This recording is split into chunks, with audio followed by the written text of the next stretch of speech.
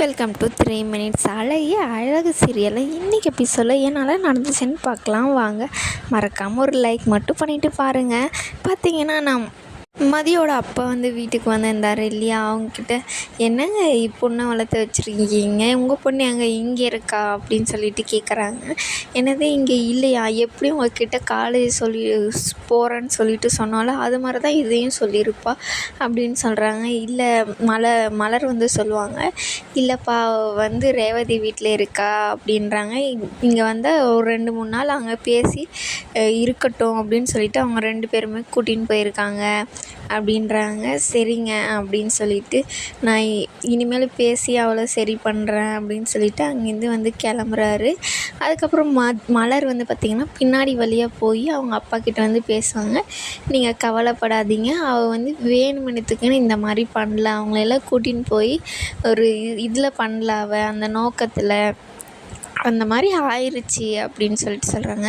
இல்லை மதி மேலேயும் தப்பு இருக்குது, எதுக்கு இந்த மாதிரிலாம் போய் பண்ணணும் அப்படின்னு சொல்லிட்டு அவர் சொல்கிறாரு.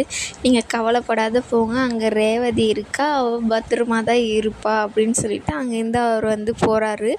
இவங்க ரேவதியோட வீட்டுக்கு நான் போய் பார்க்குறேன் அப்படின்னு சொல்லிட்டு அவர் போகிறாரு. அங்கே என்ன நடக்குதுன்னா, மதி பாப்பா கூட உட்காந்து விளையாடிட்டு இருக்கும். கரெக்டாக சுரேஷ் வராரு. வந்தோடனே வா மாப்பிள்ள உக்காரு அப்படின்னு சொல்லிட்டு சொல்கிறாங்க.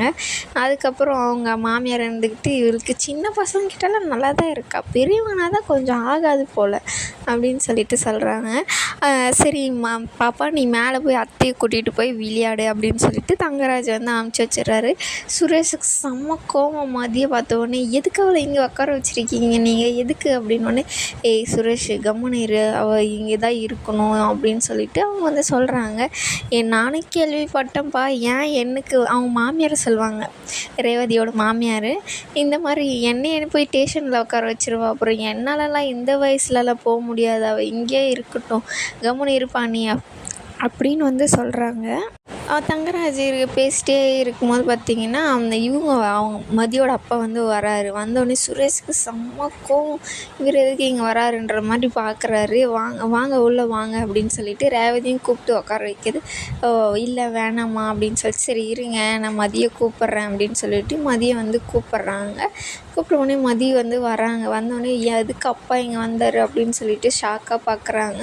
நான் தான் சொல்லவே இல்லையே அப்படின்னு சொல்லிட்டு, ஏம்மா மதி என்ன பண்ணுறீங்க அப்படின்னு சொல்லிட்டு கேட்குறாங்க. சுரேஷுக்கும் வந்துடுது. என்ன பண்ணல உங்கள் பொண்ணு, எல்லாத்தையும் பண்ணி எங்களை இன்விடேஷனில் நிற்க வச்சுருக்கா அப்படின்னு சொல்லிட்டு கோவம் கத்துறாரு. தங்கராஜ் இருந்துக்கிட்டு, சுரேஷ் கம்முனிரு கம்முனிரு அப்படின்னு சொல்லிட்டு அவரை உட்கார வச்சு, நான் உங்ககிட்ட பேசணும் அப்படின்னு சொல்லிட்டு மதியோட அப்பாவை மட்டும் தனியாக கூப்பிட்டு போய் பேசுகிறாரு. உங்கள் பொண்ணு என்னென்ன பண்ணுறா பாருங்கள், வயசானவங்கள கூட்டின்னு போய் இந்த மாதிரி ஸ்டேஷனில் உட்கார வச்சுருக்கா, அவங்களுக்கு ரொம்பவே இதாகிருச்சு, ஏன் இந்த மாதிரிலாம் பண்ணுறா அப்படின்ட்டு கேட்குறாங்க. இல்லை மதி நல்ல பொண்ணு தான், அவளுக்கு என்ன ஆச்சுன்னு தெரியல, நான் சொல்லி புரிய வைக்கிறேன் அப்படின்றாங்க. ஒவ்வொரு டைமும் நீங்கள் இதை தான் சார் சொல்கிறீங்க, நீங்கள் பேசி புரிய வைக்கிறேன் நீங்களும் என்ன பண்ணுவீங்க, நீங்களும் சொல்ல தான் முடியும், இனிமேல் ஆச்சு கொஞ்சம் நல்லா சொல்லிட்டு போங்க அப்படின்னு சொல்லிட்டு அவங்க அப்பா கிட்ட தங்கராஜ் பேசுகிறாரு. அதுக்கப்புறம் அவர் தனியாக பேசணும்னு சொல்லிட்டு மதியை கூட்டிகிட்டு போயிடுறாரு. கூட்டிகிட்டு போனோடனே, நீ நான் தான் தப்பு பண்ணிட்டேன் மதி, நீ வீட்டிலே இருந்திருக்கலாம், நீ எதுக்கு இங்கே வந்த அப்படின்னு சொல்லிட்டு கேட்குறாங்க.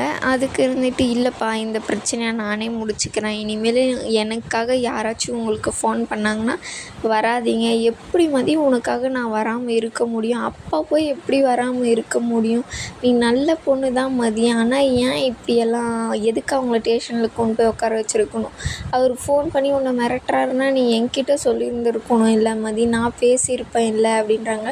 உங்களுக்கே உடம்பு சரியில்லைப்பா, என்ன பண்ணுறது, வேண்டாம் விடுங்க, நானே இனிமேல் என் பிரச்சனையை பார்த்துக்கிறேன், இனிமேல் வராதிங்கன்னு சொன்னேன். அவங்க அப்பா அழ ஆரம்பிச்சிருவார். எப்படி மதி அப்பாவால் உன்னை விட முடியும் அப்படின்னு சொல்லிட்டு 2 பேருமே அழ ஆரம்பிச்சிருவாங்க.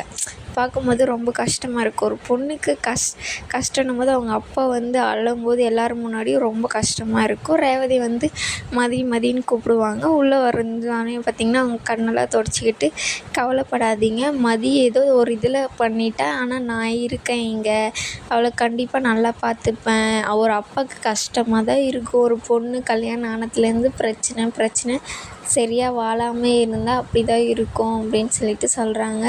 இதே தாம்மா அந்த மலர் பொண்ணும் சொல்லுச்சு அப்படின்னு சொன்னோடனே ரொம்ப கஷ்டம் ஆயிரும் மதிக்கு.